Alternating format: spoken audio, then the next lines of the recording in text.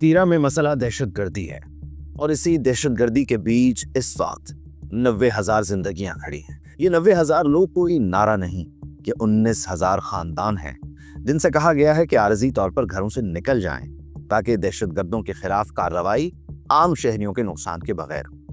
یہ لوگ تعاون پر تیار تھے، یہ لوگ نکلنے کو تیار تھے۔ سوال یہ نہیں کہ دہشت گردی کیوں ہے، سوال یہ ہے کہ 90,000 لوگوں کا انتظامی بحران آخر کیوں بنایا گیا۔ دہشت گرد عناصر تیرا میں آبادی اور نجی کمپاؤنڈز کے اندر پناہ لیے ہوئے تھے۔ ان کے خلاف انٹیلیجنس بیسڈ آپریشنز ہو رہے تھے جس سے عام شہریوں کے لیے خطرات بڑھ رہے تھے۔ اسی وجہ سے مقامی آبادی نے خود سیکیورٹی فورسز سے رابطہ کیا۔ عمائدین کو واضح طور پر بتایا گیا یا تو مقامی سطح پر دہشت گردوں کو نکالا جائے یا IBOs میں سہولت کاری کی جائے، یا اگر یہ ممکن نہ ہو تو عارضی نقل مکانی کی جائے تاکہ دہشت گردوں کا خاتمہ ہو اور شہری نقصان سے بچا جا سکے۔ ستمبر 2025 تیرا کے مقامی مشران اس وقت کے وزیر اعلیٰ خیبر پختونخوا علی امین گنڈاپور سے ملے۔ اسی ملاقات میں موجودہ وزیر اعلیٰ بھی تھے جو اس وقت MPA تھے۔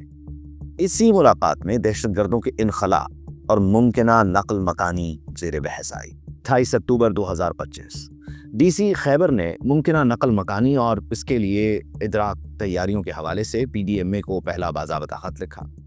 یہ سب موجودہ وزیر اعلیٰ کی موجودگی میں ہوا۔ 14 نومبر 2025 صوبائی کابینہ نے اصولی طور پر تیرا کے بے گھر افراد کی آبادکاری کے لیے 4 ارب روپے کی منظوری دی۔ 11 دسمبر 2025 3 ماہ بعد مقامی مشران نے ضلعی انتظامیہ خیبر کو بتایا کہ دہشت گردوں کو علاقہ چھوڑنے پر قائل کرنے کی کوشش ناکام ہو گئی ہے اور ہم رضاکارانہ عارضی نقل مکانی کے لیے تیار ہیں۔ 17 دسمبر 2025 26 معززین پر مشتمل جرگہ ضلعی انتظامیہ سے ملا اور نقل مکانی کے مطالبات پیش کیے۔ 18 اور 19 دسمبر 2025 اسی نوعیت کی مزید ملاقاتیں جاری رہیں۔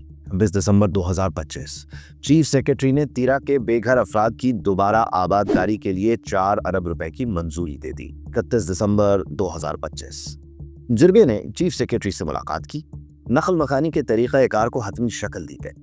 جرگے کے مطالبات تسلیم کر لیے گئے۔ فیصلہ ہوا کہ رجسٹریشن مکمل ہونے کے بعد نقل مکانی 14 جنوری 2026 تک مکمل ہوگی۔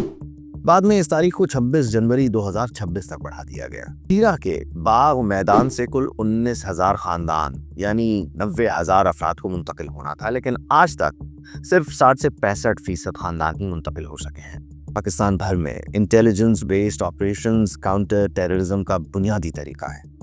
یہی وجہ ہے کہ یہ آبادی کو اجتماعی نقصان پہنچائے بغیر دہشت گردوں اور سہولت کاروں کو نشانہ بناتے ہیں۔ تیرا میں بھی یہی ماڈل اپنایا گیا کیونکہ دہشت گرد آبادی کے اندر رہتے ہوئے انسانی شیلڈ استعمال کر رہے تھے۔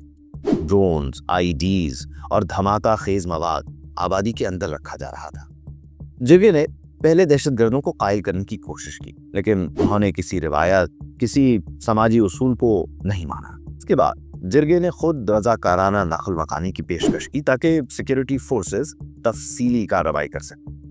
یہ بھی حقیقت ہے کہ کسی مرحلے پر زبردستی بے دخلی نہیں کروائی گئی۔ اللہ آپ کو خوش رکھے، یہ آپ لوگوں کی جو ہے نا محنت ہے، ہم اسی لیے جو ہے نا بھرپور آپ لوگوں کا ساتھ دیتے ہیں۔ جہاں پہ بھی ہو ہم آپ لوگوں کے تابعدار ہیں، ٹھیک ہے؟ ہم آپ کے لیے ہیں، آپ کے بنا ہم بھی کچھ نہیں ہے۔ آپ کی فوج ہے، آپ کے بنا ہم کچھ نہیں ہے۔ ہم اسی لیے آرام سے رات کو سوئے ہوئے تھے کہ آپ بھائی لوگ یہاں پہ گھوم رہے ہیں۔ بخدا میری آنکھوں میں آنسو آ رہے ہیں آپ لوگوں کی وجہ سے کہ آپ لوگوں کی تکلیف کو ہم دیکھتے ہیں۔ ہم تو گاڑی میں بیٹھے تھے، آپ لوگ پہاڑوں سے ادھر اتر کے ہماری خدمت میں جو ہے نا آئے ہوئے تھے۔ کچھ سوالات: اگر صوبائی کابینہ 14 نومبر 2025 کو 4 ارب روپے کی منظوری دے چکی تھی تو یہ کیسے کہا جا سکتا ہے کہ حکومت کو اعتماد میں نہیں لیا گیا؟ 90,000 لوگوں کے لیے باغ اور دعاتوئی میں صرف 2 رجسٹریشن پوائنٹس آخر کیوں بنائے گئے؟ کیا یہ بد انتظامی نہیں یا دانستہ طور پر لوگوں کے لیے مشکلات پیدا کی گئیں؟ 4 ارب روپے کی تقسیم پر جرگے اور صوبائی حکومت کے درمیان آخر اختلافات کیوں سامنے آئے؟ رجسٹریشن کے عمل میں یہ اطلاعات کیوں گردش کر رہی ہیں کہ 14,000 میں سے 6,000 خاندان غیر مقامی ہیں؟ جب منظوری نومبر میں دی گئی تھی تو یہ عمل جنوری 2026 کے آخر تک کیوں لٹکایا گیا؟ اور کیا غیر مقامی افراد میں فنڈز کی تقسیم اس خدشے کو تقویت نہیں دیتی کہ اس انسانی بحران کو سیاسی مقاصد کے لیے استعمال کیا جا رہا ہے؟